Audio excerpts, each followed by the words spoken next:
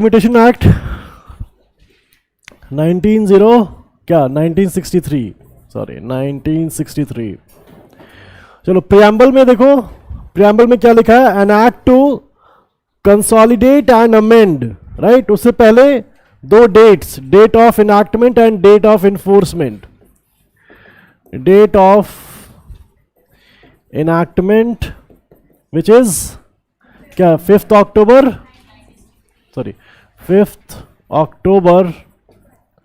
1963, और दूसरी है हमारी date of enforcement, date of enforcement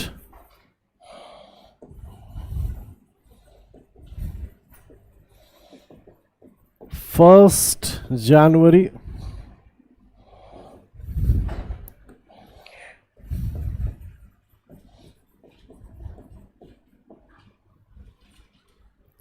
1964।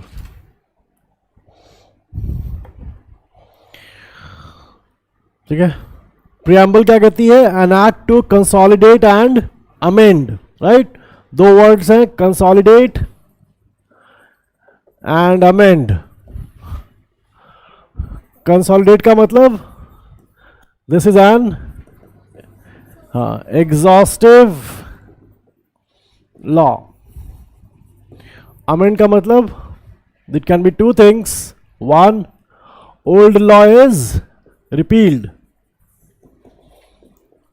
है, बट फिर भी उसके कुछ प्रोविजंस हम लोग रखते हैं, सम प्रोविजंस रिटेन्ड।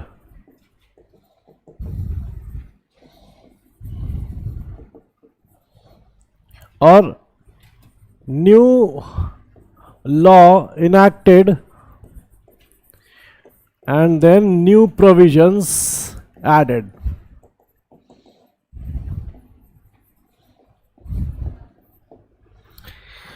Right, so अगर हमें लिमिटेशन से कंसर्न है हमारा, तो लिमिटेशन एक्ट बोलता है कंसोलिडेटेड लॉ है, इसीलिए we don't need to look at any other act, this act is self sufficient. ठीक है, आपको कुछ और नहीं करना। चलो next, let's go to section 2। ठीक है, देखो वहां पर 2-3 इंपॉर्टेंट डेफिनेशंस है, but they are very similar. Section 2 में पहले जो भी मनी रिलेटेड है, sir most students want to join the class, I okay, तो ask them to join the class. मैं मना नहीं कर रहा हूं। सेक्शन 2, ठीक है, promissory note,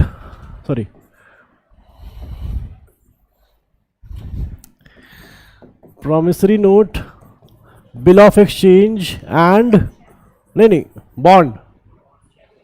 देखो 3 डेफिनेशंस होंगी, promissory note, bill of exchange and bond। तीनों हाँ, to C, to I and to C, 2C, 2D and 2K। हाँ, ये है हमारा 2C, 2D वेट और 2K। They are unable to join. Okay, मैं तो ओके, एक मिनट रुक जाओ, मैं थोड़ा डिसोरिएंटेड हूँ अभी। 2C, 2D, महक महक आवाज,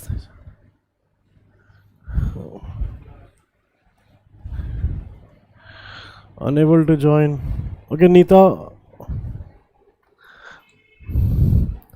all of them are related to, so prelims में you just need to remember the section numbers, जैसे हम लोगों ने तुम जब पढ़ाया होगा, मैंने तुम्हें डिटेल में जब महक को बुलाना, महक हाँ, तो वहां पर मैंने डिटेल में बताया होगा कि ये क्या है। द डिफरेंस इज, जितने लोगों ने मेरे से एनआई पढ़ा है, बिल ऑफ एक्सचेंज की डेफिनेशन में क्या क्या है, देखो वहां पर कुछ बच्चे ज्वाइन करना चाह रहे हैं काफी देर से, देखो एडमिट कर दो। Cheque, bill of exchange includes a cheque, और हुंडी भी है। याद रखना कि एनआई के अकॉर्डिंग बिल ऑफ एक्सचेंज में हुंडी नहीं होती, लेकिन लिमिटेशन एक्ट के अकॉर्डिंग होगी। काफी देर से शायद लोग वेट कर रहे हैं, क्या देख लेना। चलो, नाउ नेक्स्ट है हमारी definition from an examination point of view, section 2M। What is a hundi? Must like a bill of exchange, but ये लोकल लेवल पे होती है ना। तुमने एनआई मेरे से नहीं पढ़ा है तभी। व्हाट इज हुंडी अभी जानने दो। हुंडी की डेफिनेशन कहाँ है ये याद रखना। अभी 2M में किसकी डेफिनेशन है? टॉर्ट की। जनरली लोग बोलते हैं टॉर्ट इज, हाँ नहीं, not defined anywhere, but it has been defined in the limitation act under section 2M of the limitation act, right.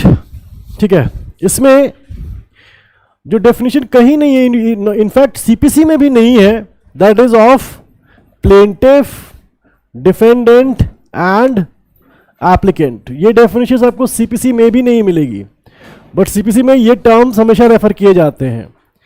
तीनों के डेफिनेशंस मार्क कर लेना, ठीक है। बस याद रखना कि एप्लीकेंट इंक्लूड्स अ पिटिशनर, ठीक है। प्लेंटिफ डिफेंडेंट है तो जनरली नहीं आते, but applicant includes a petitioner.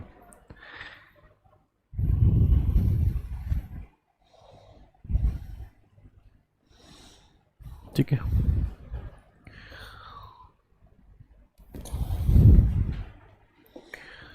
चलो देखो next most important definition is 2J। 2J है most important definition.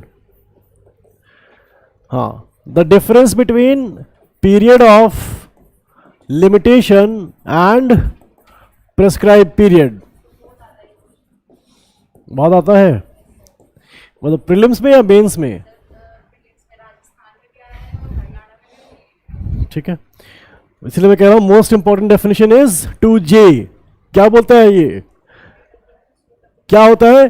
Period of limitation के लिए simply go to the schedule and in schedule क्या चेक करना है आपको? कॉलम नंबर 2 सिंपली, ठीक है।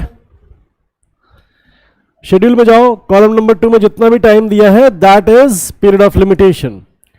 लेकिन प्रिस्क्राइब पीरियड जो है, इसमें क्या होगा कि you have to actually calculate and compute the time period according to the exemptions and exclusions of the Limitation Act, वो भी सेक्शंस 4 to 24। सेक्शन 4 to 24 के अकॉर्डिंग वहां पर कुछ एग्जेम्पशंस और कुछ एक्सक्लूजन्स दिए हुए हैं। You have to calculate those and then जो टाइम पीरियड आपको मिले वो होगा हमारा prescribe period.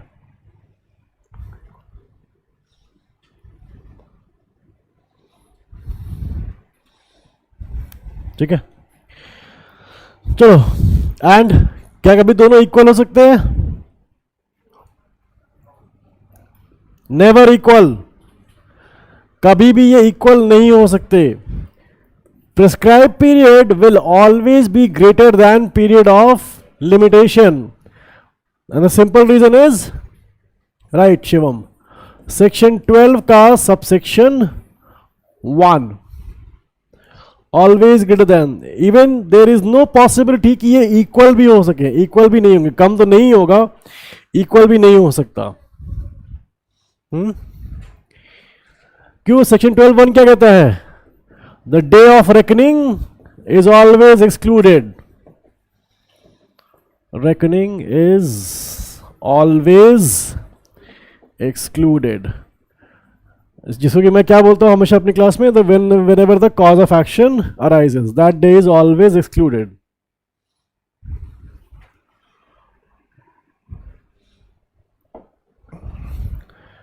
Section three is based upon bar of limitation, नहीं, based upon the doctrine of lex fori. ठीक है, चलो देखो, हाँ, section three is based upon the doctrine of lex fori, doctrine of lex fori. ठीक है, चलो यहां पर वो दोनों मैक्सिम भी डिस्कस कर देता हूं कि पूरा लिमिटेशन एक्ट जो है वो दो मैक्सिम्स पर बेस्ड है। फर्स्ट इज मैक्सिम वन, क्या कहती है? Interest reipublicae ut sit finis litium, interest reipublicae, right, ut sit finis litium. क्या मतलब हुआ इसका? It is in the interest of the republic that there must be an end to litigation. ठीक है, then there is the maxim to.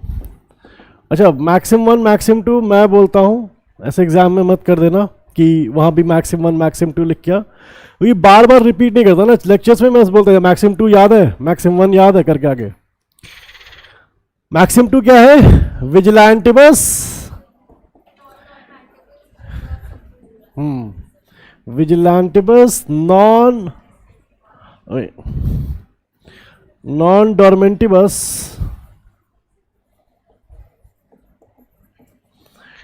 Jura non क्या सबवीनियंट, right. ठीक है, and then there is the doctrine of laches. Doctrine of laches को हम लोग और क्या कहते हैं? Delay, the doctrine of delay.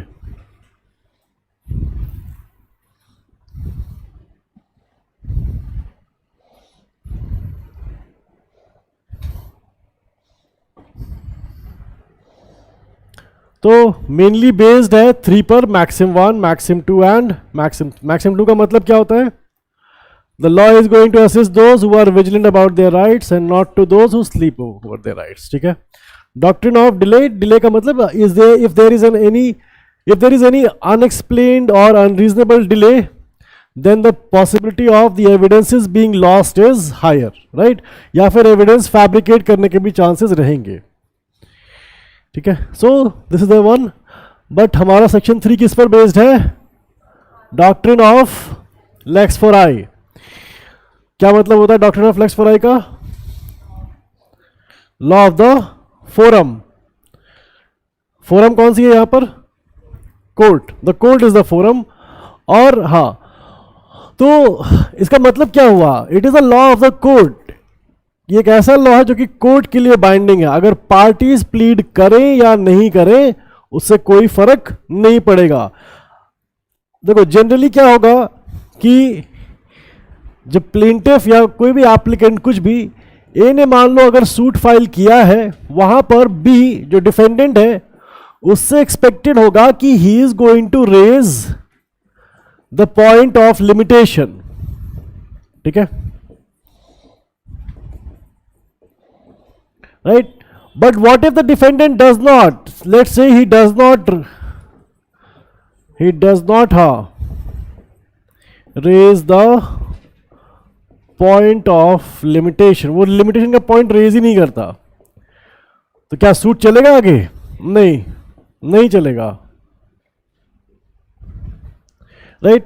It is the court's duty, हाँ, टू चेक कि लिमिटेशन अप्लाइज और नॉट, कि लिमिटेशन पीरियड में है या नहीं है। ठीक है, सेक्शन थ्री का subsection one, section three subsection one क्या लिखा है इसमें?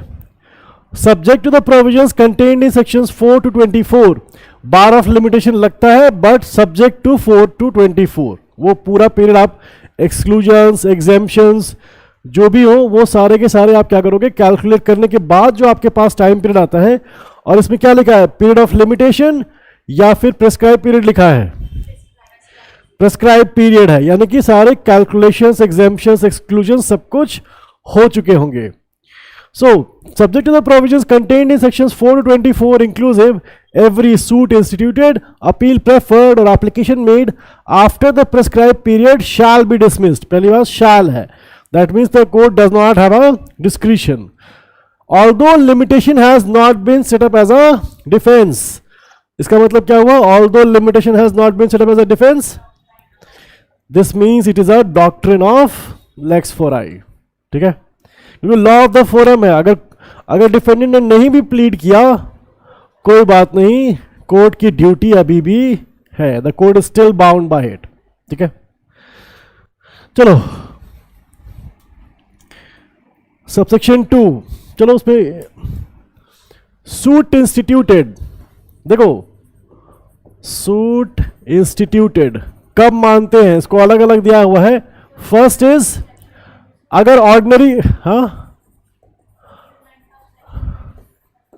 बिल्कुल, ऑर्डिनरी वे में अगर किया गया है तो whenever the plaint was presented, whenever the plaint was presented to the proper officer. ठीक है, इसके लिए हम लोग क्या क्या देखना पड़ेगा? Section 26 red with order 4. Order 4 rule 1 सब रूल 1 में वो प्रॉपर ऑफिसर की बात की गई है, officer appointed by the court. तो whenever the plaint is presented to the proper officer, हम लोग उसी दिन मान लेते हैं कि the suit has been instituted. Section 3 का सबसेक्शन 2 आपको बताता है कि स्टार्टिंग पॉइंट कहां से होगा. ठीक है, मोस्ट ऑफ द टाइम हम लोग, अगर जितने लोगों ने पढ़ा भी है, हम लोग कैलकुलेट हमेशा एंड टाइम करते हैं कि वो कब एंड होगा. तो वो स्टार्ट कहां से होगा वो चीज हम लोग सेक्शन 3 में देखते हैं. ठीक है, तो सूट का, अगर हम लोग सूट की बात कर रहे हैं तो कहां पर होगा? Whenever the plaint was presented to the proper officer. ठीक है, ऑर्डिनरी सूट. हाँ, लेकिन अगर मान लो कोई पॉपर सूट है, पॉपर सूट को हम लोग और किस नाम से जानते हैं? Suits by indigent persons.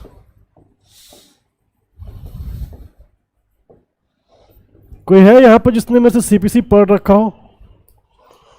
पढ़ रखा हो? नेहा है और तुम भी हो. तुम्हारा सीपीसी हो गया? तुम कब थी क्लास में? तुम्हें मॉर्निंग बैच में थी? अच्छा, तभी. हाँ ठीक है, तो प्रकाश वगैरह, आदित्य वगैरह की बैच में. हाँ ठीक है. हाँ, आकाश वगैरह की बैच में ये है. राइट, ऑर्डर कौन सा है? ऑर्डर 33. ये एक्चुअली आई थिंक मैंने लास्ट लेक्चर या सेकंड लास्ट लेक्चर में बताया होगा. तुम क्यों सर रहा, तुम थे क्या उसमें? ऑर्डर 33 ये कहाँ चल रहा है? ये लास्ट लेक्चर या सेकंड लास्ट लेक्चर में होता है ये, वो 59 60 लेक्चर जो होगा. नहीं, टेम्पररी इंजंक्शन चल रहा है. ऑर्डर 39 नहीं, ऑर्डर 33 एकदम मैं एंड में कराता हूं. बीच में भले एक दो बार से बता दिया हो, लेकिन मैं बताया है लेकिन कराया नहीं है. कराऊंगा एकदम एंड में, वो भी ओवरव्यू देता हूं, बहुत डिटेल में तो वहां भी नहीं जाता. राइट, हाँ आकाश ने लिख दिया माइनर्स, इंडिजेंट, कमीशन और इंटरलॉक्यूटरी ऑर्डर्स. हाँ, ये है मेरा लास्ट लेक्चर, जो उस लास्ट लेक्चर में ये टॉपिक्स कराता हूं मैं. तो प्रॉपर सूट को हम लोग सूट्स बाय इंडिजेंट पर्सन्स कहते हैं. तो दोनों नोमेनक्लेचर एक्सपेक्ट कर सकते हैं कि एग्जाम में कोई भी आ सकती है, प्रॉपर सूट हो या इंडिजेंट पर्सन, सेम चीज. ऑर्डर 33 की ही बात कर रहा है वो. प्रॉपर सूट में सबसे पहले क्या होता है? सूट फाइल डायरेक्टली नहीं होता है. ठीक है, वहां पर जितने लोगों ने किया है, दीक्षा एंड आकाश, अब पता नहीं तुम लोग को याद है या नहीं. हाँ, पहले आप एक एप्लीकेशन फाइल करोगे. ठीक है, इसकी टाइमलाइन समझ लो, बस याद रखोगे कि टाइमलाइन से ही याद रहेगा. चलो मान लेते हैं कि ये रहा हमारा कॉज ऑफ एक्शन और ये रहा प्रेस्क्राइब पीरियड. ठीक है, आप जब भी आप करोगे, पहले आप एप्लीकेशन फाइल करके और seek the permission of the court. Seek the permission of the court. Right? किसकी permission? Allow me to sue as a pauper. Allow me to sue as a pauper. Who is a pauper? A person who is unable to pay the court fees. ठीक है, that person is the pauper. अब देखो, हाँ, 1000 rupees से कम की property हो, exactly rule 1 के explanation में दिया हुआ है, एक्सप्लेनेशन 1 2 3. यस आकाश, वेरी गुड. चलो, नाउ एप्लीकेशन फाइल किया, कोर्ट क्या करती है, पहले इंक्वायरी करेगी कि ये पर्सन बोल तो रहा है कि मैं पॉपर हूं, बट क्या ये पॉपर है या नहीं है. सपोज यहां जाकर के एप्लीकेशन इज, अब देखो एप्लीकेशन को कोर्ट जो है वो दो चीजें कर सकती है, या तो एप्लीकेशन को अलाउ कर सकती है या तो एप्लीकेशन को रिजेक्ट कर सकती है. चलो, अगर मान लो एप्लीकेशन को अलाउ कर दिया तो किस दिन से माना जाता है कि सूट इंस्टीट्यूटेड है? On the day the application was filed, उसी दिन से हम लोग मान लेंगे कि सूट वॉज इंस्टीट्यूटेड. ठीक है, और रिजेक्टेड में क्या करेंगे? फ्रेश सूट क्यों फाइल करना, वो क्या जरूरत है? नहीं, दूसरा सूट फाइल करने की जरूरत क्या है? वो इसी में कोर्ट फी पे कर देगा, यही हो जाएगा. नहीं, दूसरा सूट फाइल करने की जरूरत क्या है? दूसरा सूट में भी तो वो यही करेगा ना, आएगा यही सारी चीजें करेगा. ठीक है, चलो, अलाउड. तो अगर एप्लीकेशन अलाउ हो गई है तो जिस दिन application was made on that day the suit is, हाँ एग्जैक्टली आकाश, राइट. तो पढ़ो जरा 2A का 1 तो हम लोगों ने किया. When the plaint is presented, जब ऑर्डिनरी सूट है तो क्या होता है? whenever the plaintiff is presented to the proper officer, right? 1. Number 2, in the case of a pauper, when his application for leave to sue as a pauper is made, जिस दिन उसने application की है. रिजेक्टेड केस में क्या करेंगे हम लोग? कुछ लोगों ने आंसर लिख दिया था, चिरंजीव शिवम ने. सेक्शन 13 में जाएंगे. Go to section 13. याद रखना, सेक्शन 13 ऑलवेज, उसमें जितने लोगों ने पढ़ा है, तुम लोगों से मैंने अंडरलाइन करा होगा, इज मेड एंड रिजेक्टेड. वहां पर है, देखो उसमें, अच्छा किया है, कहां है? Is made and rejected. हाँ ठीक है. तुमने कब पढ़ा था लिमिटेशन मेरे से? इवनिंग बैच में थे तुम, मॉर्निंग में. तो तुम लोग पीछे बैठते हो ना, तो कई बार ध्यान नहीं रहता तुम लोगों का. खैर चलो, इज मेड एंड रिजेक्टेड. तो याद रखना कि जब भी हम लोग मेड वाला पढ़ते हैं ना, साथ में रिजेक्ट वाला भी जरूर पढ़ना. चलो, हाँ, he has to show good faith. ठीक है, बर्डन ऑफ प्रूफ रहेगा ऑफ शोइंग गुड फेथ. ठीक है, चलो कम बैक टू 2, सेक्शन 2. अब देखो 2 का ये जो वो है नंबर 3, 1 और 2 तो हम लोगों ने कर लिया. नंबर 3 से क्वेश्चंस नहीं आते हैं. ठीक है, आए भी नहीं है अब तक, बट फिर भी मैं एक बार बस तुम लोग को थोड़ा सा ओवरव्यू दे रहा हूं.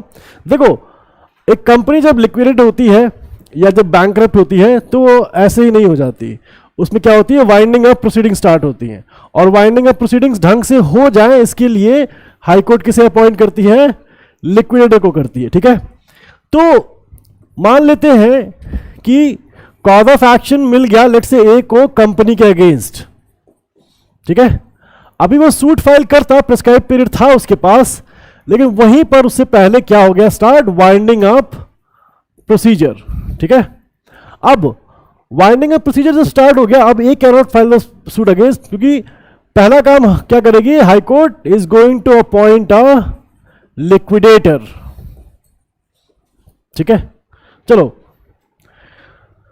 लिक्विडेटर जब अपॉइंट हो गया, अब याद करो कि ए का जो कॉज ऑफ एक्शन था कंपनी के अगेंस्ट, पहली चीज, A cannot file a suit, अभी नहीं कर सकता.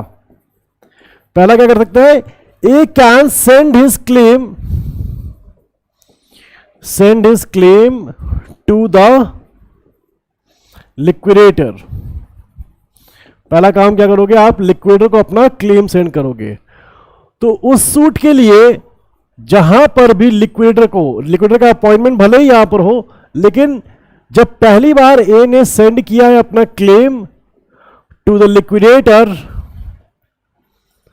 अब अगर मान लो यहां पर लिक्विडेटर का क्लेम, ए ने क्लेम सेंड कर दिया लिक्विडेटर को, मान लेते हैं कहीं जा करके, यहां जा करके लिक्विडेटर रिजेक्ट्स द क्लेम। ये तुम लोग को बताया था, वैसे यूजलेस है, तुम लोग को बताया था मैंने कि ये, मैं जनरली स्किप कर देता हूं या कभी कभी बता देता हूं, किसी ने अगर पूछ दिया। Liquidator rejects the claim. अब देखो, अब A can file the suit, याद रखना, पहले A could not file the suit because according to law he has to send his claim to the liquidator. Liquidator को उसने सेंड कर दिया, बट बाद में जाकर के लिक्विडेटर ने क्लेम रिजेक्ट कर दिया।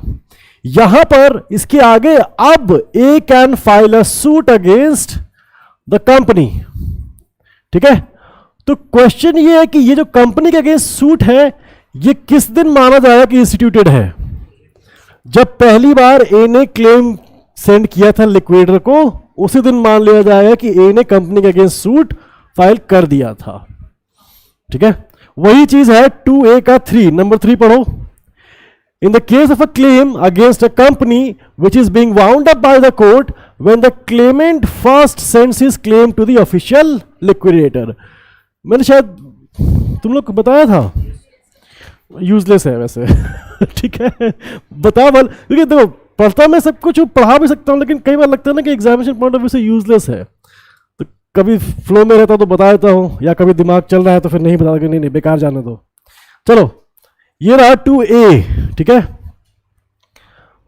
नेक्स्ट, आकाश तुमने पढ़ा है मेरे से लिमिटेशन? चिरंजीव वगैरह तो पढ़ा है, शिवम ने भी पढ़ा है। नहीं आकाश ने, आई डोंट थिंक।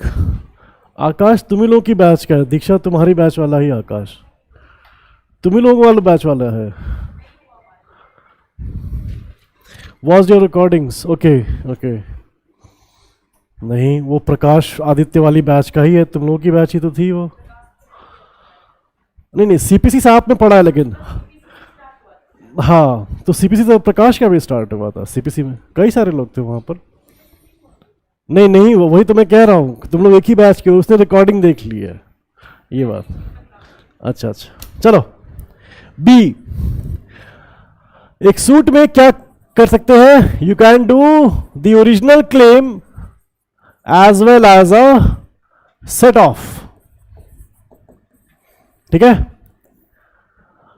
अगर जितने लोगों का सेट ऑफ हो चुका है, even if set of A counter claim, अगर ओरिजिनल सूट डिसमिस भी हो जाए तो set of and counter claim चलता रहेगा एज एन इंडिपेंडेंट सूट, ठीक है।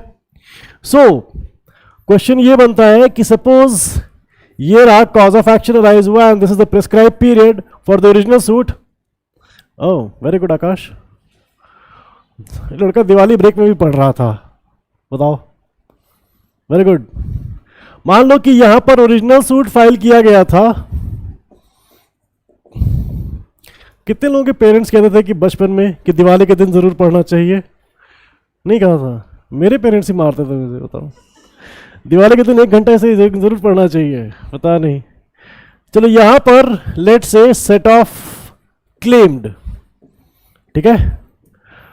देखो set of is essentially an independent suit, हो सकता था एक independent suit, but since both the parties were present तो कोर्ट, तो सीपीसी अलाउ करती है कोई, ठीक है, वेरी गुड आकाश। सो सीपीसी अलाउ करती है कि आप एक ही सूट में दोनों चीजें कर सको। तो मान लेते हैं कि अगर ओरिजिनल सूट डिसमिस हो जाता है, हो तो अब वो तो प्रीमाइज नहीं है यहाँ पर, बट फिर भी तो सेट ऑफ जो इंडिपेंडेंट सूट की तरह हो सकता था, इसमें व्हेन वाज दिस प्लीडेड, किस दिन हुआ था? When the set off was pleaded, set off was claimed, or when the original suit was filed, right? When the original suit was filed, which is actually when the plaint was filed, ठीक है। हाँ, B देखो, any claim by way of a set off or counter claim shall be treated as a separate suit and shall be deemed to have been instituted A in the case of a set off on the same date as the suit in which the set off is pleaded. So on the same date as the suit in which the set off is pleaded. Doctrine of relation back applied. हाँ exactly ये HP कौन है? बाकी सब तो अपने नाम से आ रहे हैं एचपी, ठीक है, लेकिन यही चीज में सेट ऑफ केस में क्या होता है, ये ओरिजिनल डेट पर ही आ जाता है when the original suit was filed. लेकिन counter claim okay, counter claim अगर इसी को बाकी सब कुछ हम लोग वही चीज रहने दें, बस सेट ऑफ को हम लोग चेंज कर दें काउंटर क्लेम से.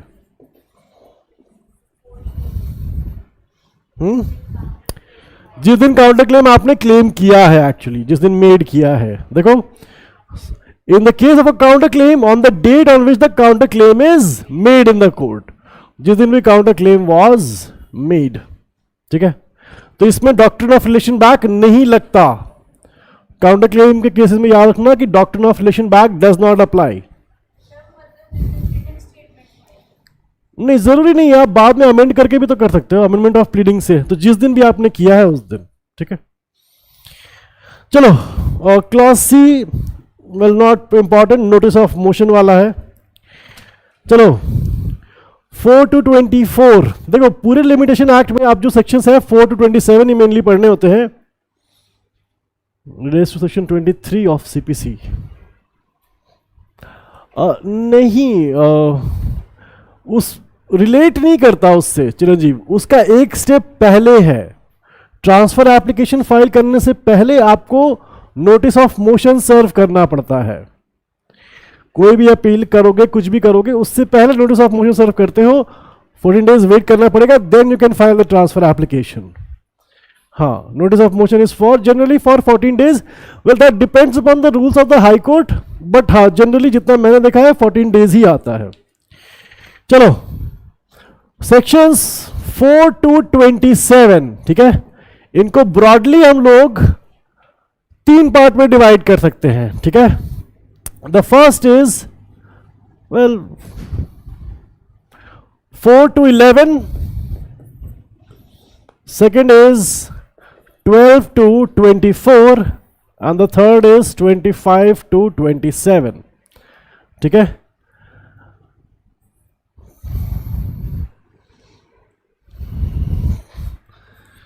फोर टू 11 में प्रेस्क्राइब पीरियड मानेंगे कि स्टार्ट ही नहीं हुआ है. ठीक है, so the time period never started, time period never started.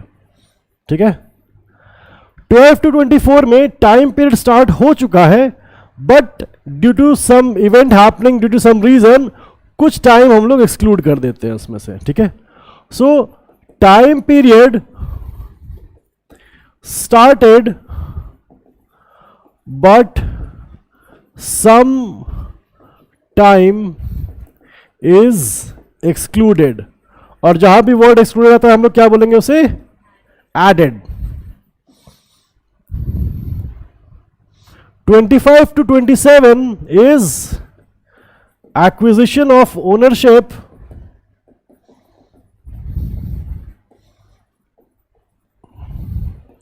by possession. याद है ईजमेंट बाय प्रिस्क्रिप्शन और एडवर्स पोजेशन सेक्शन 27 में. तो 25, 26 एंड 27, 26 तो मैं नहीं करवाता हूं, वो तो ईजमेंट में.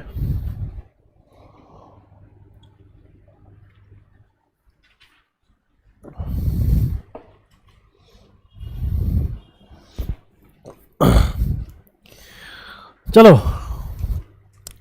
So let's start with section 4. ठीक है, अगर नोमेनक्लेचर पे जाना है तो दिस इज, इसको एग्जेम्पशंस या एक्सेप्शंस कहेंगे, ऑल्दो कि ऐसे तो क्वेश्चंस नहीं आते. This is exclusion. ठीक है, एग्जेम्प्टेड है, वो टाइम पीरियड हम लोग कहेंगे कि वो स्टार्ट ही नहीं हुआ था, अगर हम लोग वर्ड एक्सक्लूजन यूज कर रहे हैं तो इसका मतलब क्या है, टाइम पीरियड स्टार्ट हो गया था but due to some reason थोड़ा सा एक्सक्लूड कर दिया गया वहां पर। चलो section 4, section 4 is based upon two maxims. कौन कौन सी?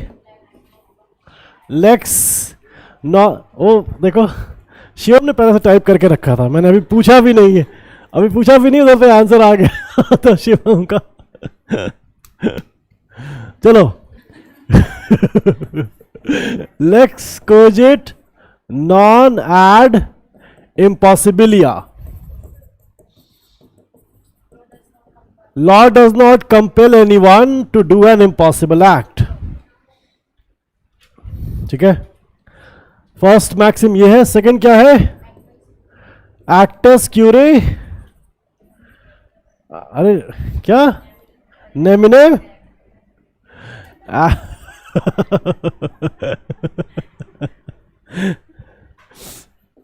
नेमिन, अब बता दो नेमिनेम के आगे, नहीं नेमिनेम के आगे क्या है? ग्रावाबेट, राइट, ओके ग्रावाबेट, हाँ नेमिनेम। एक सिंगर भी तो है एमिनेम के नाम से, तो नेमिनेम कर दो उसे, और क्या एमिनेम, हाँ एमिनेम को नेमिनेम कर दो उसमें जैसे मेरा एक फ्रेंड था, वो जो रेट होती है सरसरारी की, वो क्या बोलता था उसे? सरसरारी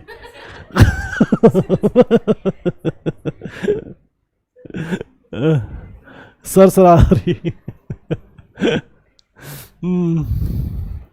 right, so law does not compel you to do an impossible act and the act of court is not going to prejudice anyone। ठीक है, कोर्ट का कोई भी एक्ट होगा वो किसी को हार्म करने के लिए नहीं होता, ये हमें सेकंड मैक्सिम कहती है। Section 4 is based upon these two Maxim's.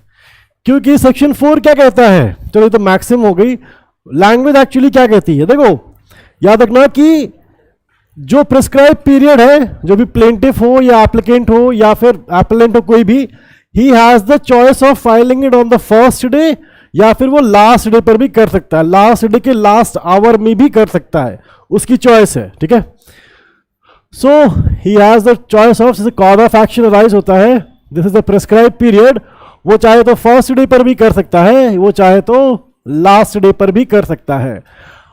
तो सेक्शन 4 कहता है कि what if the last day, on the last day the court is closed. ठीक है, ठीक है, सो यहां पर द प्लेंटिफ और द एप्लीकेंट और the appellant will not be prejudiced. वो बोला जाए कि नहीं it's okay, is it impossible था उसके लिए वो सूट फाइल करना या एप्लीकेंट या एप्लीकेशन या अपील फाइल करना, इसीलिए बोला जाएगा whenever the court reopens. ठीक है, on that day then the plaintiff और द एप्लीकेंट और द एप्लेंट, हाँ exactly Akash, very good very good हाँ, किस दिन होगा? जिस दिन भी कोर्ट रीओपन करेगी उस दिन आप फाइल कर सकते हो। ठीक है, वन थिंग, सेक्शन 4 में कहीं भी प्रेस्क्राइब पीरियड के एक्सटेंशन की बात नहीं हो रही है, राइट? वहां पर लिखा है the prescribe period expires on a day. देखो सेक्शन 4 में, where the prescribe period for any suit appeal और application expires on a day.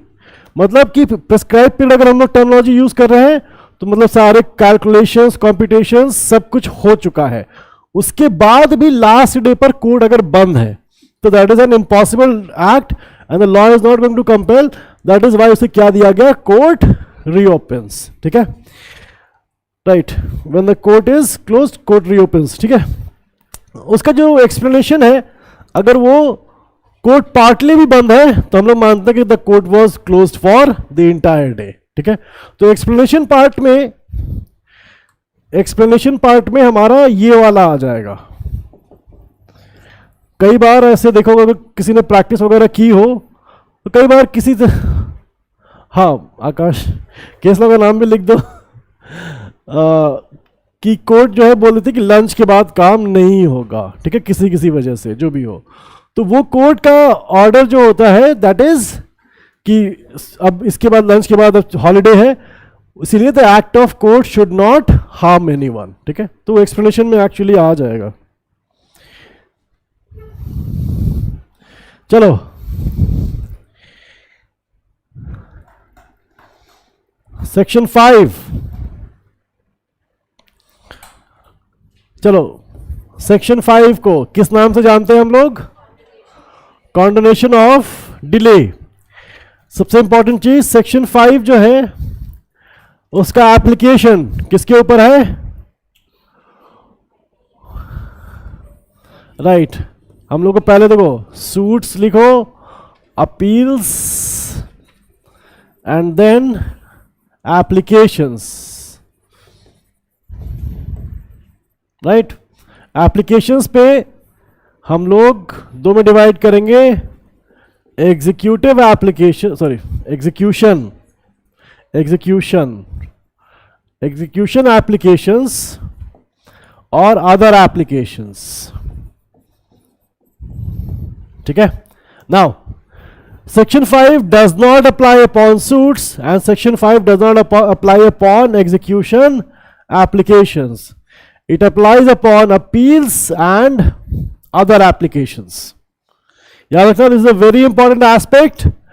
Question बहुत बड़ा सा होगा और उसमें एक लाइन छोटी सी होगी कि वो सूट है और लोग पूरा दिमाग लगा कर कहते हैं कि हाँ कॉन्डोनेशन ऑफ डिले हो जाएगा।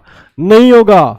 सूट्स के केसेस में अगर आप 4 to 24 में आ पा रहे हो तभी हो पाएगा, कॉन्डोनेशन ऑफ डिले जो है वहां पर नहीं होता, ठीक है। एग्जेम्पशन मिल जाएगी, एक्सक्लूजन मिल सकता है, बट कभी भी कॉन्डोनेशन ऑफ डिले सूट्स के केसेस में नहीं है। अमरचंद ईरानी वर्सेस यूनियन ऑफ इंडिया वो पहले वाला केस था, इसमें कि सेक्शन 4 और 14(1) का कॉन्फ्लिक्ट था।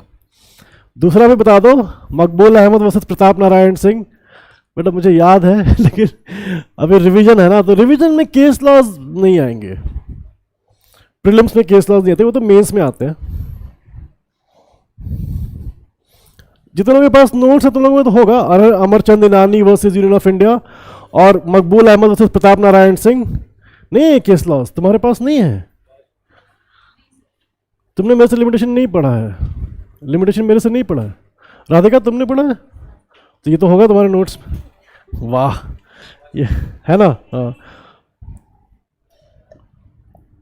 सेक्शन 14(1) जो बेनिफिट देता है वो लोग उसे सेक्शन 4 में एक्चुअली खींचना चाह रहे थे। कंडोन नहीं, कैनॉट, नो कैनॉट, नहीं कर सकती 151 में। हाँ, letter parallel appeal, exactly, letter parallel appeal is one of the examples जो कि सबसे कॉमन है। सेक्शन 151 ऑफ सीपीसी, थोड़ी देर पहले साक्षी ने मुझसे एग्जैक्टली यही क्वेश्चन पूछा था कि सर 151 ऑफ सीपीसी में कैन देयर बी, हाँ देखो Sachchidanand, can there be a condonation of delay? Can there be? No, no नहीं हो सकता, बिकॉज सच्चिदानंद इफ अगर तुम्हारे पास सीपीसी की बेयर एक्ट है, सेक्शन 151 कैसे स्टार्ट होता है? नथिंग इन दिस कोड, वो सिर्फ सीपीसी की बात कर रहा है बेटा। Inherent powers for CPC, not for limitation. Doctrine of non liquet, where there is absence of law और where there is a chance of abuse of process of law, वहां पर 151 हम लोग यूज करते हैं। देखो अगर सच्चिदानंद, अच्छा ये सच्चिदानंद वो है जो रिकॉर्डिंग में जिसने जो आता था, वो तुम लोगों ने जो रिकॉर्डिंग देखी थी ना, ये उस बैच का है। तुम उस टाइम आती थी? कितना टाइम हो गया ना, उसे 1.5 साल से ऊपर हो गया। वही है। इसीलिए सेक्शन 151 और सीपीसी में कभी भी एक्सटेंशन नहीं होता, कॉन्डोनेशन ऑफ डिले नहीं होगा, क्योंकि 151 is for nothing in this code, तो वो inherent powers are limited to CPC, कभी भी लिमिटेशन पे नहीं जाती वो। चलो नेक्स्ट, सेक्शन 5 के बाद 6, 7, 8, 9 चारों को क्या करना चाहिए? हमेशा ही एक ब्लॉक की तरह पढ़ना चाहिए। सेक्शन 6, 7, 8, 9, यू नो जब मेरे एब्सेंस में कोई स्टूडेंट मेरे लेक्चर्स देख करके पढ़ के अच्छे से आता है ना, जिसको मुझे नहीं पता कि ये ऑलरेडी पढ़ चुका है मेरे से, पता नहीं क्यों मुझे बहुत अच्छा लगता है। आई डोंट नो, ऐसे आकाश जो है ना वो आगे की बोल रहा है, आकाश ने मैंने सीपीसी पढ़ा है लेकिन मुझे ये नहीं पता कि वो लिमिटेशन पढ़ चुका है, उसने दिवाली ब्रेक में पढ़ लिया। Very good. चलो, section 6 must be read with section 8, section 7 must be read with 8, and section 6 and 7 must be read with section 8, and section 6, 7 and 8 must be read with section 9. Always 6, 7, 8, 9 को लिया करो, हमेशा ही रहेंगे साथ में। You know, I was very bad at revising things this way, very bad. मुझसे नहीं हो पाता था, मैं या तो पूरी चीज़ पढ़ता था या तो मैं नहीं पढ़ता था। तो अब लेकिन जब मैं पढ़ा रहा हूँ तो पता नहीं क्यों मैं कर ले रहा हूँ, अपने लिए मैं नहीं कर पाता था। मैं पूरा रजिस्टर, पूरी बेयर एक्ट, पता होता था कि यहाँ से क्वेश्चन नहीं आएगा, बट फिर भी क्या पता आ जाए तो पूरा पढ़ डालता था मैं। खैर चलो, सेक्शन 6 बात करता है लीगल डिसेबिलिटी की। कौन सी? अरे कौन सी? Minor insanity and lunacy. हाँ, माइनॉरिटी, इंसैनिटी एंड लूनेसी, हाँ ये 3 है। लूनेसी नहीं, हाँ इडियोसी है, सॉरी, हाँ सॉरी मैं कंफ्यूज हो गया। नहीं, माइनॉरिटी, इंसैनिटी एंड इडियोसी, ठीक है। 3 है legal disabilities, minority, idiocy and insanity.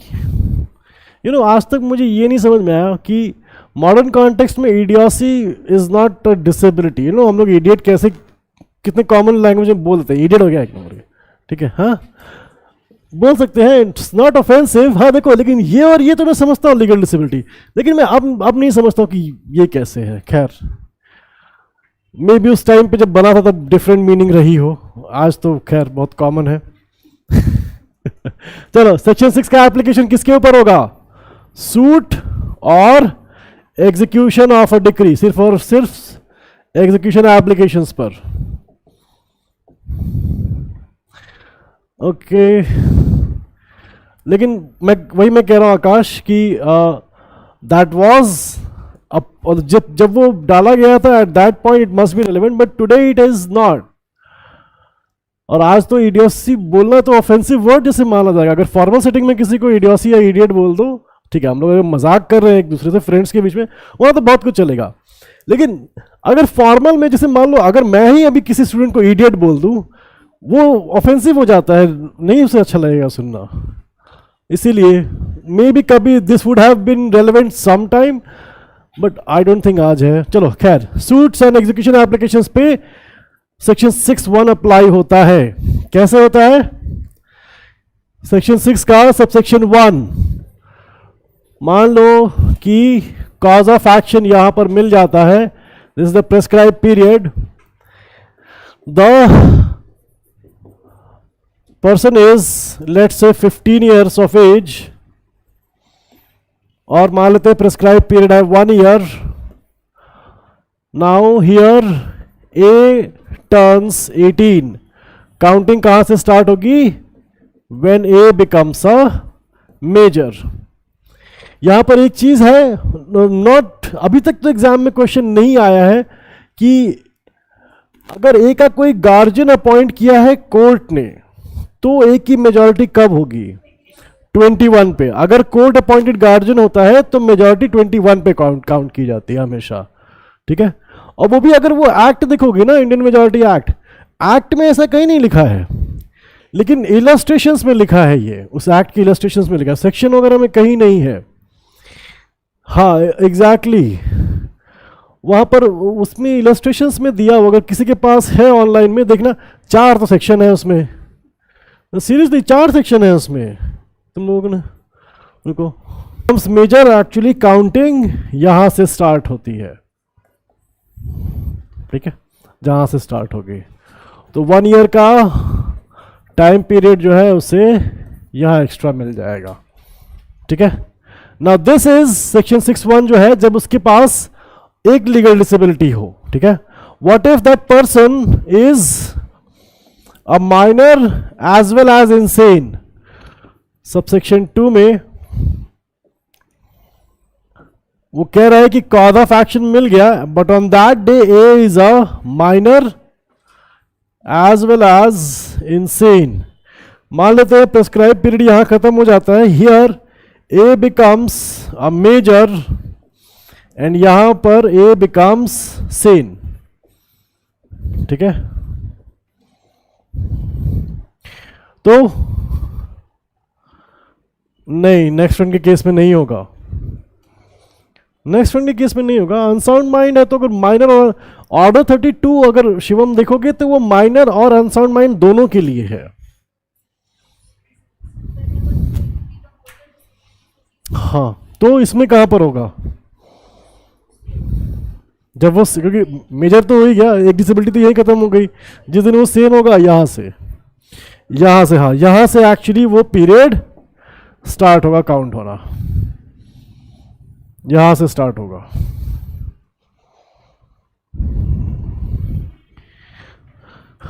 हाँ एग्जैक्टली शिवम। सो एक डिसेबिलिटी हो तो जब वो डिसेबिलिटी सीज हो, अगर एक से ज्यादा है when both disabilities have ceased, ठीक है। चलो नेक्स्ट, अगर मान लो कि, हाँ मैंने बोला था वो लास्ट रूल एकदम बोलेगा, ऑर्डर 32 का एकदम एंड वाला रूल, क्योंकि वो पूरे उसमें देखोगे ऑर्डर 32 में कहीं कुछ मेंशन नहीं है अनसाउंड माइंड का। लास्ट में बोलेगा कि whatever applies for a minor is applicable also for an insane person. चलो कॉज ऑफ एक्शन मिल जाता है, this is the prescribe period, A is then 15 years of age का है, this is 1 year time period मान लेते हैं। मान लेते हैं कि ए यहां पर 17 ईयर्स का है, ठीक है, और यहीं पर ए डाइज। सो अभी इंसानिटी जो है, सॉरी इंसानिटी कह रहा हूं, अभी जो डिसेबिलिटी थी उसकी वो सीज नहीं हुई और उससे पहले ही वो मर गया। तो ए का जो एलआर है, लेट से कोई भी हो, ए बी है, ए इज अंकल, ठीक है। तो ए के अंकल को कितना टाइम मिलेगा सूट फाइल करने के लिए? जब से डेथ हुई है तो क्या, हाँ ठीक। इसके बाद यहां से 1 ईयर का टाइम मिल जाएगा। ए को जितना मिलता है यहां से, हाँ द डे ही डाइड, वहां से 1 ईयर ही मिलेगा। अरे 3, हाँ नॉट मोर देन 3 ईयर्स। मैं यहां पर 1 ईयर लिया था एग्जाम्पल, नलाको, Chiranjeev and HP 3 years upper limit है बेटा, ऐसा नहीं है कि 3 ईयर्स ही देना है जबरदस्ती सबको। अगर प्रेस्क्राइब पीरियड 1 ईयर है, हाँ section 8 is the upper limit, उसके ऊपर नहीं। अच्छा चिरंजीव का नॉट मोर देन 3 ईयर्स, हाँ चिरंजीव वो तो सही बात तुम्हारी बात। HP, ये कौन है HP? 3 ईयर्स अंडर सेक्शन 8 नहीं, अपर लिमिट है कि आपको you are not going to get, हाँ मोर देन 3 ईयर्स। बट अभी रुक जाओ, राइट अगर यहीं पर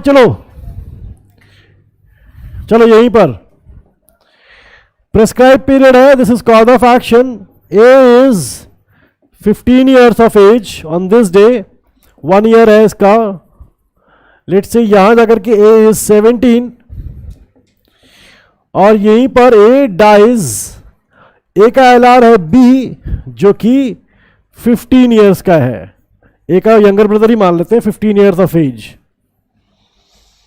तो अब प्रेस्क्राइब पीरियड कब से होगा?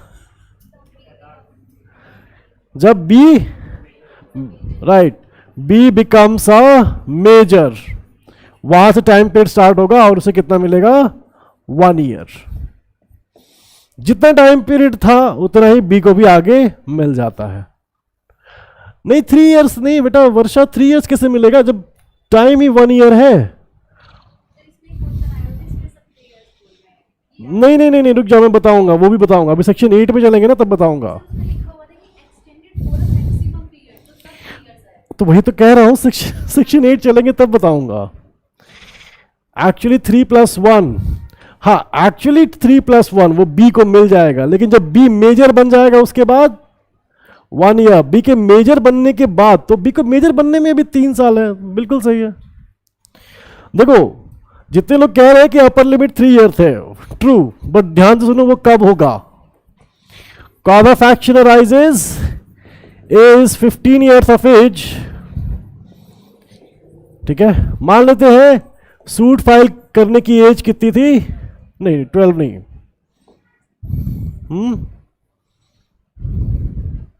चलो मान लेते A was 5 years of age, 15 नहीं 5 कर देते हैं इसे। देखो जब भी मान लो कि यहां पर 12 ईयर्स है ऐसे, ठीक है, अब हम लोग को पता है ए हैज टू वेट, चलो जाके ए यहां पर लेट से 18 का हो जाता है, 12 ईयर्स का टाइम तो यही लैप्स कर जाएगा पहले ही। ए जब 18 का हो जाएगा तो जनरल रूल हम लोग क्या लगाते हैं कि ए को उतना ही टाइम मिल जाएगा जितना उसे मिलना चाहिए था। ठीक है, तो यहां पर जनरल रूल के अकॉर्डिंग, सेक्शन 6(1) के अकॉर्डिंग 12 ईयर्स मिलना चाहिए, बट यहीं पर सेक्शन 8 आएगा और बोलेगा not more than 3 years, not more than 3 years. Section 6 तुम लोगों ने कंप्लीट करने नहीं दिया, मैंने तुम लोगों को, हाँ मैं तुम लोग को बोला था कि देखो बेटा section 6 must be read with 8, पहले 6 तो बता लेते थे फिर 8 पे आता मैं। चलो खैर, 3 years is the upper limit. इसका मतलब ये नहीं कि सेक्शन 8 बोल रहा है कि हर केस में आपको 3 ईयर्स ही मिल जाएंगे, फिर तो क्या बात थी। चलो ठीक है, अगर मान लेते हैं कि कॉज ऑफ एक्शन अराइज होता है, प्रिस्क्राइब पीरियड ये रहा, then we have let's say A was 15 years of age और यहां पर ये 1 ईयर का टाइम था। Time will not run against A unless he becomes major. Suppose A becomes major and then he will get, कितना time मिलेगा उसे, 1 year, right. 1 year का था यहां कहीं पर, मतलब मान लो कि 6 मंथ्स हुआ अभी उसके टाइम पीरियड को स्टार्ट हुए, एंड यहां पर ए डाइज। ठीक है, अब ए के जो एलआर्स होंगे, एज एलआर्स, उनको कितना टाइम मिलेगा, ओनली 6 मंथ्स, उतना ही टाइम जितना कि ए को मिलता अगर वो जिंदा होता। ठीक है, same time as A would have been alive, right. Why is this, क्यों मिलता है, ये है बिकॉज ऑफ सेक्शन 9। सेक्शन 9 क्या कहता है, एक बार टाइम अगर स्टार्ट हो गया तो कोई भी सब्सिक्वेंट डिसेबिलिटी या inability is not going to start it, sorry stop it. हाँ, once time begins to run, हाँ, नो सब्सिक्वेंट डिसेबिलिटी और इनेबिलिटी स्टॉप्स इट। तो अगर मान लो जैसे वो तो ठीक है, अगर मान लो कि ए मेजर हो जाता, यहां जाकर के वो इंसेन हो जाता, तो भी वो टाइम स्टॉप नहीं होता। ठीक है, हाँ, वाह, शिवम कह रहा है time and tide waits for none.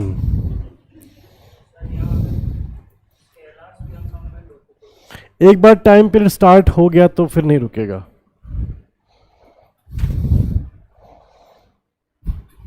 चलो, सो section 6 read with section 8 and 9। ठीक है, चलो अभी तक हम लोग जो भी बात कर रहे थे दैट वाज बिकॉज कि जहां पर एक प्लेंटिफ आ रहा था। ठीक है, सो इसका प्रोवाइजो रिपीट कर दो, किसका प्रोवाइजो,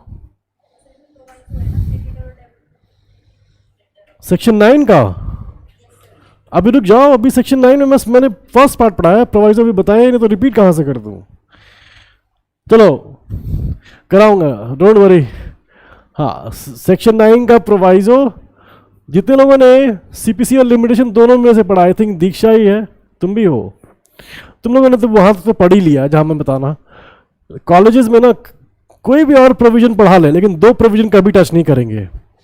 लिमिटेशन एक्ट का सेक्शन 9 का प्रोवाइजो नहीं टच करेंगे, रेस जुडिकेटा का एक्सप्लेनेशन 8 वो नहीं टच करेंगे। याद रखना, कोई भी अच्छा हो, कितना भी अच्छा कॉलेज हो, ये 2 प्रोविजन कभी वो टच नहीं करते। पूछ भी तो वो कहते ये इंपॉर्टेंट नहीं है, छोड़ो इसे। जबकि एक्सप्लेनेशन 8 रेस जुडिकेटा का देखो कितना इंपॉर्टेंट है। खैर चलो, लेट्स स्टार्ट। सेक्शन 7 इज कि अगर एक डिसेबल पर्सन है, जैसे कि माइनर है एक इंडिविजुअल, सेक्शन 6 में हम लोग ये मान के चलते हैं कि एक ही पर्सन है। What if there are more than one, और उनमें से कोई एक माइनर हो, ठीक है, तब वहां पर क्या होगा? क्या सबके अगेंस्ट, क्या माइनर का जो बेनिफिट मिलता है कि टाइम पीरियड बढ़ जाता है, क्या वो सबको मिलेगा या सिर्फ माइनर को मिलेगा? मान लेते हैं कि A B and C D 4 लोग हैं, they want to sue F, ठीक है। यहां पर डी जो है, डी इज अ माइनर, लेकिन ए बी सी तीनों ही मेजर हैं, ठीक है। So exactly sure. तो इसमें क्वेश्चन ये बनता है कि क्या डी की माइनॉरिटी का इफेक्ट या बेनिफिट ए बी सी को मिलेगा या नहीं मिलेगा? मिलेगा या नहीं?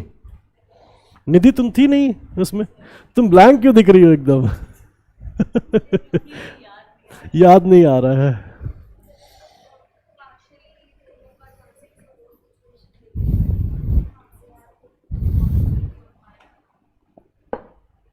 देखो, कॉमन सेंस से पहले समझो, थोड़ा कम कॉम्प्लिकेटेड हो सकता है।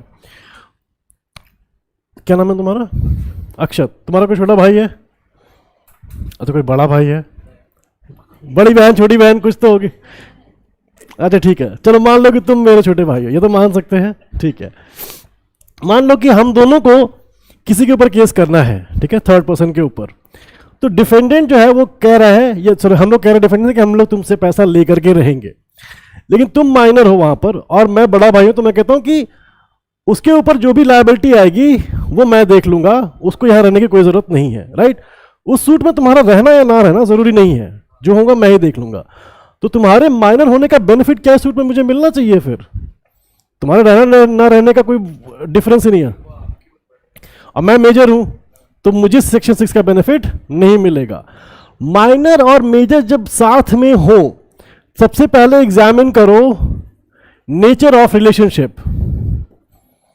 नेचर ऑफ रिलेशनशिप, ठीक है।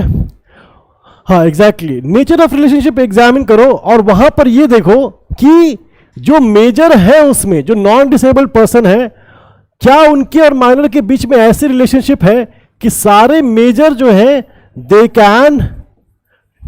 Are capable of giving a discharge, capable of discharging. अगर मेरे छोटे भाई पर कुछ भी आएगा, कोई भी पैसे पैसे देने की बात आएगी, तो मैं बोलूंगा उससे जो भी आएगा मैं देख लूंगा, तो उसका यहां रहने की जरूरत नहीं है। तो इसीलिए अगर माइनर के वहां रहने या ना रहने से कोई फर्क नहीं पड़ता, तो माइनर को हम लोग रिमूव भी कर देते हैं और वहां पर क्या होगा, जो मेजर्स हैं सिर्फ उनके, और मेजर को एग्जम्पशन मिलता नहीं है। तो अगर केपेबल ऑफ डिस्चार्जिंग है, जैसे हिंदू अनडिवाइडेड फैमिली है, करता है और छोटा बच्चा भी है, तो छोटे बच्चे का कोई इफेक्ट नहीं पड़ने वाला कर्ता के ऊपर। कर्ता is capable of giving the discharge on behalf of the minor, तो उसका नहीं आएगा। या फिर पार्टनर्स है, ठीक है, या फिर हाँ बोलो को एग्जीक्यूटर्स, हाँ ठीक है, को एग्जीक्यूटर्स इन एन स्टेट, और भी कुछ है, जॉइंट ओनर्स, हाँ जॉइंट ओनर्स भी हो सकते हैं, बिल्कुल जॉइंट ओनर्स भी हो सकते हैं। और यहां पर वैसे ट्रस्टीज भी आ जाएगा, ट्रस्टीज में भी मान लो one of them goes insane, तो उसको हम लोग हटा सकते हैं, बाकी ट्रस्टीज जो है उसके बिहाफ पर कर सकते हैं। तो देखो वही मैं कह रहा हूं, इसका स्ट्रेट फॉरवर्ड आंसर नहीं होगा। You will always have to examine the nature of relationship, ठीक है। अगर वो केपेबल ऑफ डिस्चार्जिंग है तब तो हम लोग कहेंगे कि भाई माइनर के जब होने का इफेक्ट है ही नहीं कोई, तो इनके बीच पे इन्हें सेक्शन 6(1) का बेनिफिट नहीं मिलेगा, वो एक्सक्लूजन का बेनिफिट नहीं मिलेगा।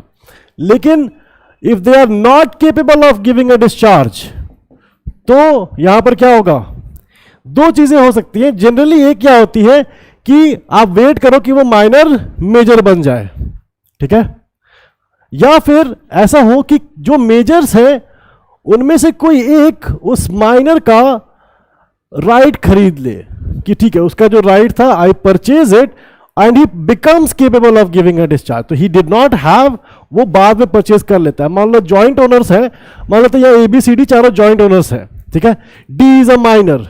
अब ABC को लग रहा है कि ओके हम लोग को तो वेट करना पड़ेगा कि ये जब तक मेजर होगा तब तक करेंगे। B कहता है कि काम करते हैं, मैं D का सारा शेयर परचेज कर लेता हूं। D का सारा शेयर परचेज कर लिया, now he is capable of giving a discharge. तो वो माइनर से बोलेगा नाउ यू कैन लीव, ठीक है, वो माइनर वहां से चला जाएगा और अब ABC सूट कर देंगे। तो माइनर माइनॉरिटी का बेनिफिट भी नहीं मिलेगा फिर उनको, ठीक है। चलो सेक्शन 7 में आओ, क्या लिखा है, where one of several persons jointly entitled to institute a suit or make an application for execution of a decree, किस पर अप्लाई होगा, सूट और एग्जीक्यूशन एप्लीकेशन पर। where one of several persons, याद रखना one of several persons, एक इनमें से कोई है, and a discharge can be given without the concurrence of such person, एक डिस्चार्ज दिया जा सकता है बिना उस माइनर के कंसेंट के, कॉन्करेंस के।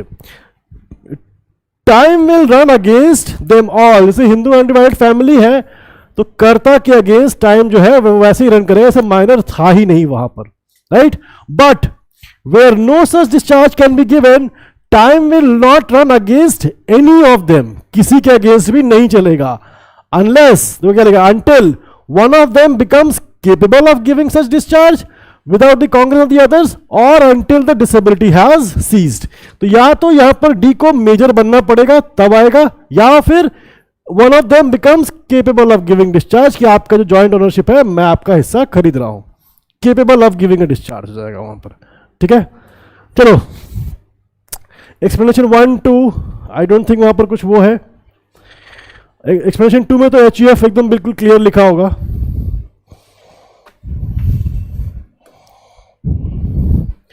तुम लोग की कोई क्लास है इसके बाद, नहीं ना, हाँ ठीक है, आराम से करो फिर। ऑल स्टूडेंट्स कोई क्लास तो नहीं है इसके अलावा, क्योंकि एक्चुअली बोला गया था कि 2:45 से 4:15 होगी क्लास। हाँ तो ठीक है, आराम से करो, कोई बात नहीं। चलो section 8, now section 8 is very important. Section 8 क्या बोलता है, nothing in section 6 and 7 shall apply to suits of preemption। preemption suit पर अप्लाई नहीं होता है। फर्स्ट थिंग सेक्शन 8 कहता है section 6 and 7 do not apply on preemption suits। कहां पढ़ोगे preemption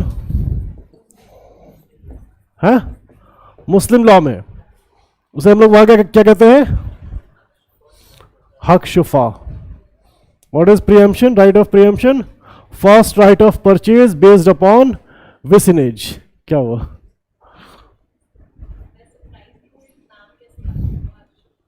हक शुफा मैंने बोला होगा इतनी बार, राइट टू विसिनिटी नहीं, first right of purchase,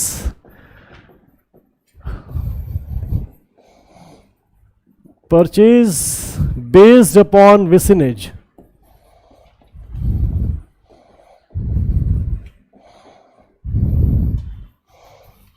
right to vicinity based upon, हाँ 54 TPA आकाश, वेरी गुड, हक शुफा।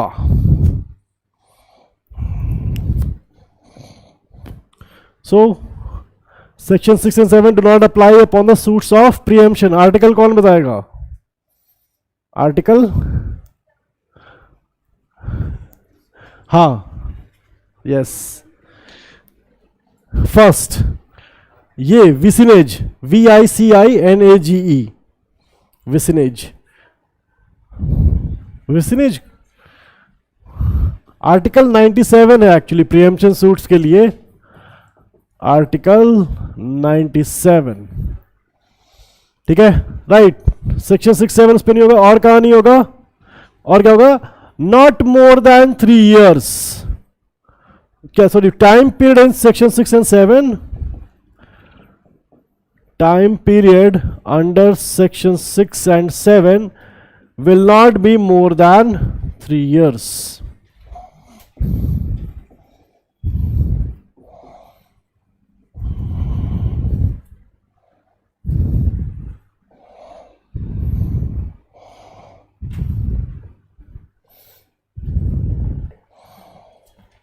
एट का भी किसके ऊपर है, एनी सूट और एप्लीकेशन, ठीक है। Section 9 is where once time has begun to run, no subsequent disability or inability to institute a suit or make an application stops it, नहीं रोकेगा कुछ भी।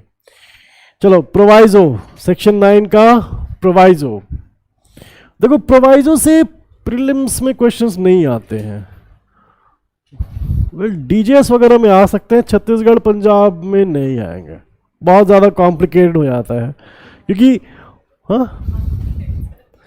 छत्तीसगढ़ में आ सके हैं सेक्शन 9 के प्रोवाइजो से,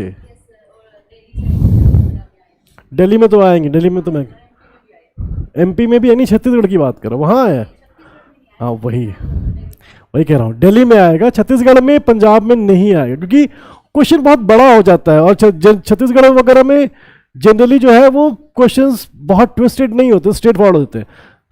दिल्ली में दिल्ली में क्वेश्चंस जो होते हैं वो बड़े होते हैं, काफ़ी थोड़ा कॉम्प्लिकेटेड होंगे वो। चलो सेक्शन 9 का प्रोवाइजो समझना है तो समझ लो, थोड़ा सा कॉम्प्लिकेटेड होता है। चलो हाँ, टू प्रिवेंट एनी फॉल पे, ओह शिवम लग रहा है मेरे रजिस्टर से ही टाइप कर रहा है मुझे लग रहा है, क्योंकि एकदम वैसे ही, to prevent any foul play by the administrator, by the, अगर मैंने लिखा, अगर मेरे जैसे तो एडमिनिस्ट्रेटर हाइफन करके डेटर लिखा होगा, मुझे रजिस्टर अपना याद है, नहीं है यहाँ पर, सिर्फ वेयर एक्ट है मेरे पास, बट मुझे याद है, अपना रजिस्टर तो याद ही होता है। चलो देखो, हम लोगों को 2 रिलेशनशिप एग्जामिन करनी है। फर्स्ट रिलेशनशिप है, ए ने विल बनाई, डाइड, विल बना के मर गया, then there was an administrator appointed, ठीक है। देखो एग्जीक्यूटर और एडमिनिस्ट्रेटर में फर्स्ट में जो डिफरेंस होता है कि एग्जीक्यूटर का काम एक पॉइंट के बाद जाके खत्म हो जाता है, एडमिनिस्ट्रेटर का लंबा चलेगा। द अदर डिफरेंस इज कि एडमिनिस्ट्रेटर जो है वो जनरली कोर्ट अपॉइंटेड ही होता है, ठीक है, ऐसे एग्जाम में नहीं आने वाला ये सब, बट फिर भी अब एक एडमिनिस्ट्रेटर अपॉइंट किया गया ई, जिसको कि कोर्ट ने दिया लेटर्स ऑफ एडमिनिस्ट्रेशन, ये एक्चुअली ऑथराइजेशन लेटर होता है कि आप now you are going to take care of the property. मान लेते हैं उसके बी सी एंड डी बच्चे, दिस वाज द प्रॉपर्टी, 3 4 5 चाहे जितने भी माननी हो। एडमिनिस्ट्रेटर का काम क्या है, take care of the property, जो भी इनकम आए according to the letters of administration, आपको देखना है कि प्रॉपर्टी जो है वो प्रॉपरली काम करती रहे और रेवेन्यू जनरेट करती रहे, ठीक है। अब यहां पर this is one relationship between B C D, A के जो LR, because A has already died, तो ए के जो एलआर से बी सी डी और ई के बीच में एक रिलेशन क्या है, एडमिनिस्ट्रेटर एंड ये ओनर्स, ठीक है। दूसरी क्या है, this is the first one. Second,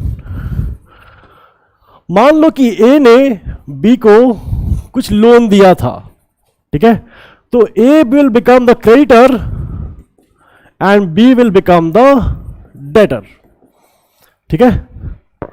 और बी नहीं, अरे कौन था, ई था ना, एडमिनिस्ट्रेटर कौन था, ई था, हाँ सॉरी, तो ये ई होना चाहिए, ई इज द डेटर। यहां पर देखो एक जगह ई को पैसे, अब जब मान लो कि लेट से ए डाइज, ये तो मर गया, वहां पर B C and D they have a right to file a suit against E, पैसे लेकर, पैसे अगर नहीं देता तो सूट फाइल कर सकते हैं, राइट। अब देखो दो सिचुएशन को पैरेलली ध्यान से सुनना। इसमें E is responsible for the administration of the properties of B C and D, ठीक है, और इसमें B C D have a right to file a suit against ई।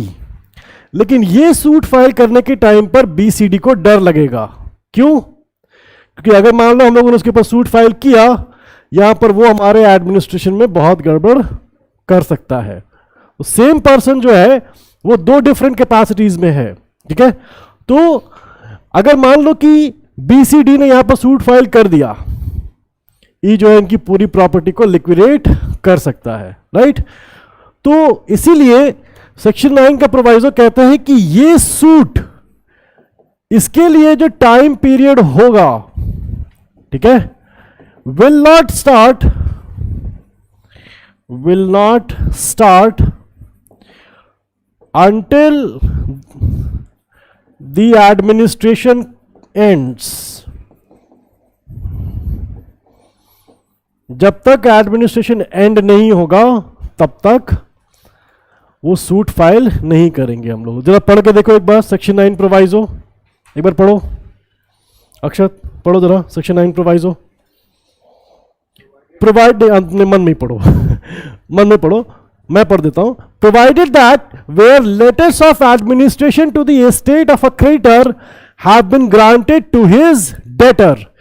यहां पर ए का जो एस्टेट था उसका एडमिनिस्ट्रेशन किसे मिला था? उसके डेटर को ही मिल गया था, right. The running of the period of limitation for a suit to recover the debt shall be suspended while the administration continues. Akash, you can do so, मतलब कोर्ट अपॉइंटेड होता है एडमिनिस्ट्रेटर, इसीलिए उसको remove करना बहुत मुश्किल हो जाएगा।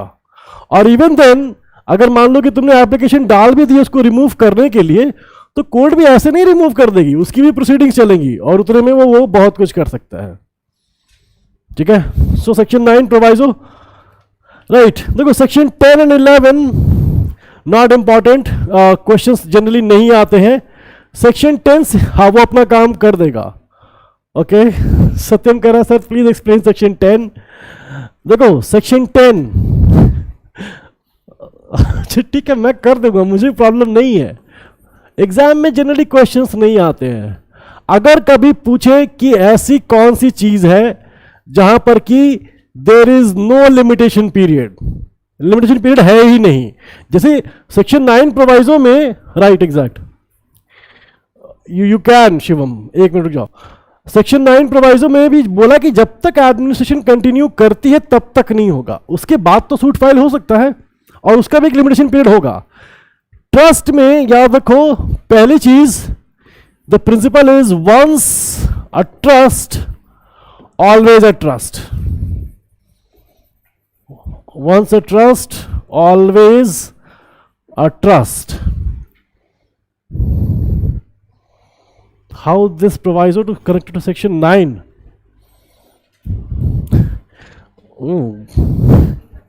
Very good question.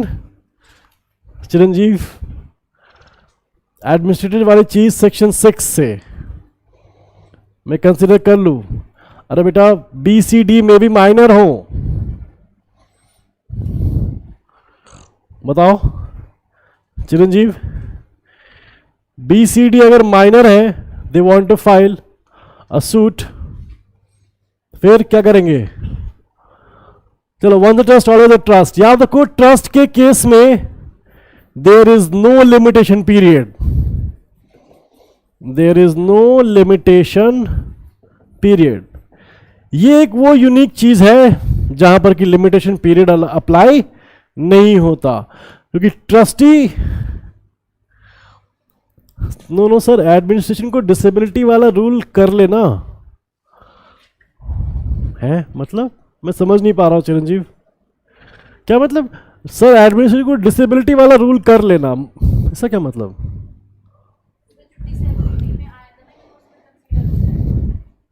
एडमिनिस्ट्रेशन को डिसेबिलिटी की तरह, ओके नहीं, इनेबिलिटी की तरह हो सकता है, डिसेबिलिटी नहीं है वो, इनेबिलिटी हो सकता है, इनेबिलिटी हो सकता है, डिसेबिलिटी तो नहीं होगा, क्योंकि वहां पर बात की जा रही कि कब आप सूट फाइल कर सकते हो कब नहीं कर सकते हो, तो वो होल टॉपिक के लिए 6, 7, 8, 9, इसीलिए वो एक ब्लॉक की तरह है, complete in itself. So trust में क्या होगा, ट्रस्ट में there is no limitation period, ये याद रखना, ठीक है। ट्रस्ट में वहां देखो वो एक एक्सप्रेस ट्रस्ट होना चाहिए, सत्यम बोल रहा है इसलिए मैं बता रहा हूं, वरना जब अगर तुम लोग यहां पर इतने पे सेटिस्फाइड हो कोई प्रॉब्लम नहीं है, ठीक है। एक्सप्रेस ट्रस्ट होना चाहिए, अगर असाइनी है तो विदाउट वैल्यूएबल कंसिडरेशन होना चाहिए। तुम लोग पढ़ रहे हो, अच्छा एक बार पढ़ के देख ही लो, देखो एक्सप्रेस ट्रस्ट या फॉर अ स्पेसिफिक पर्पस लिखा होगा है, अगर असाइनी है तो वो विदाउट वैल्यूएबल कंसिडरेशन होना चाहिए, है ये सब ठीक है। अरे बेटा इंपॉर्टेंट नहीं है, जाने दो। वो देखो क्या लिखा है, it's no suit shall be barred by any length of time, जो लास्ट लाइन है ना, it shall by any length of time, इसीलिए no limitation period for a trust. Satyam जितना मैंने बताया मोर देन इनफ, इसके आगे अगर आपको पढ़ना हो तो आपकी इच्छा, ठीक है। चलो सेक्शन 11 से क्वेश्चंस नहीं आते, बट फिर भी वहां पर 2 डॉक्ट्रिन का एप्लीकेशंस है, ठीक है। बस डॉक्ट्रिन याद रखो। देखो वो किसकी बात करता है, आकाश तुमने कौन से वाले लेक्चर्स देखे हैं, अरे देखो सेक्शन 11 में याद रखना, डॉक्ट्रिन ऑफ लेक्स लोकी हम लोग पढ़ते हैं और लेक्स फोराई पढ़ते हैं, 2, ठीक है। देखो अगर मान लो वो कहना क्या चाह रहा है, मान लो कि अगर कोई फॉरेन लैंड है या foreign country, sorry foreign land कह रहा हूं, फॉरेन कंट्री, और सूट जो है और कोर्ट इज इंडियन, ठीक है। अगर मान लो कि फॉरेन कंट्री में द कॉन्ट्रैक्ट वॉज एंटर्ड, ठीक है, contract was entered in the foreign country, मतलब मान लो जर्मनी में हम लोग ने कॉन्ट्रैक्ट जुलाई 22 वाले, हाँ वो तो इवनिंग बैच वाली थी, तुम लोगों को जब लिमिटेशन पढ़ाया होगा तब की थी इवनिंग, राधिका तुम भी थी ना उसमें, हाँ हाँ तो उसी वाला का, क्योंकि तुम लोगों को उसके बाद पढ़ाया, सितंबर में पढ़ाया ना लिमिट, अगस्त, हाँ तुम लोगों को लिमिटेशन पढ़ा करके फिर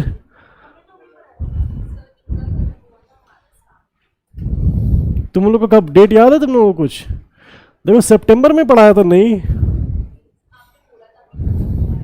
हाँ तो इनका ही खत्म होगा, तुम्हारा हुआ होगा, नहीं बताता हूं मैं, मेनली नहीं बताता हूं, बट ठीक है।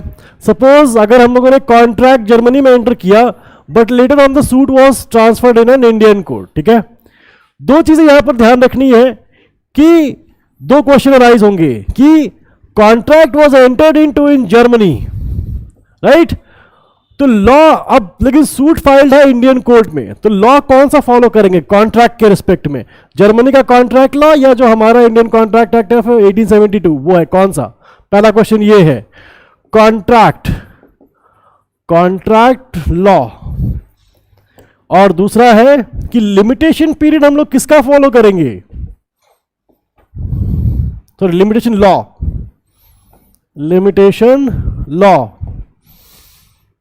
नहीं बताया था उसमें आकाश, नोट कर लो यहां पर, ऐसा कुछ है नहीं बस, राइट। इन दोनों क्वेश्चन का आंसर्स उन्हीं दोनों डॉक्ट्रिन्स में है। Limitation is lex fori, law of the forum, मतलब लिमिटेशन लॉ तो इंडिया का ही लगेगा जहां पर केस चल रहा है, ठीक है, लेकिन कॉन्ट्रैक्ट में क्या होगा, लेक्स लोकाई, राइट। सो लेक्स लोकाई मतलब law of the land, contract के केस में लेक्स लोकाई और लिमिटेशन के केस में लेक्स फोराई, ठीक है। इससे ज्यादा डिटेल में मत जाना, बेकार में टेंशन लोगे। मे बी कॉन्ट्रैक्ट क्लॉज में होगा, अगर कॉन्ट्रैक्ट क्लॉज में है that is a different thing,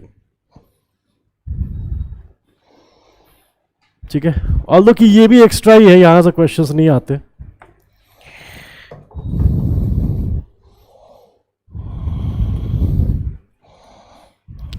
चलो 11 तक हो गया, अब 4 to 11 कर लिया ना, हाँ तो 12 to 24 हम लोग नेक्स्ट लेक्चर में करेंगे।